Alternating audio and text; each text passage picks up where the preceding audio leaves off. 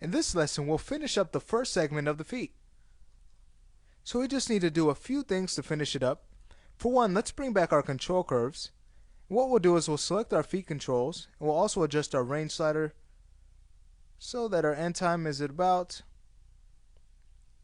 frame 200 or 201 around here.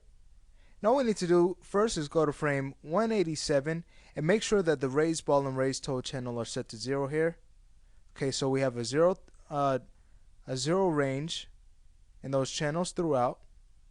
And now, with that first task finished, all we need to do is animate the raised ball channel throughout this section. Because notice there are some times where the character, he's down and his ankles should be breaking at about this point. Okay, so we need to key these channels, the raised ball channels here, and there's another area as well. So we'll begin that. What we'll do is go to about the time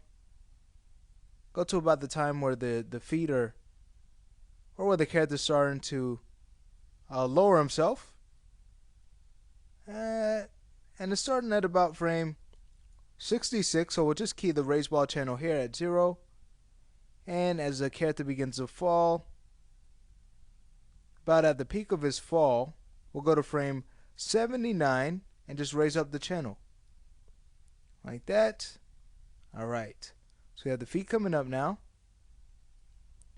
and now the character falls pretty fast. He's rising pretty fast, so his feet need to get planted fast. So we'll go to frame 83 and we'll just put in a value of 0 for the raised ball channel there. So here's the motion we get when we hit play. Great. So that's fixed, and now we'll work on this second area to finish it up. So around here,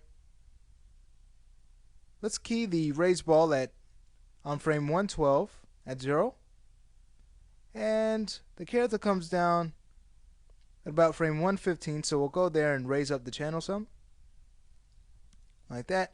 And then notice he's starting to get lower himself a little bit more and come forward a little bit more too, all the way to about frame 127. So we'll go there and raise up the channel a little bit more.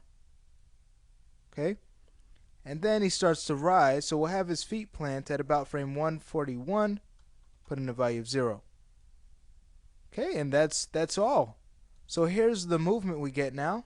If we go ahead and hide our NURBS curve so there's not any distraction, and just focus on our first section of the feet. Here it is when we hit play.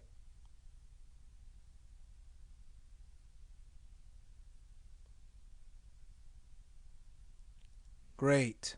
So with all of these things done, this lesson is now completed, as well as this section, and we can now move on to the second section where the character is about to leap up to throw the weight onto his chest.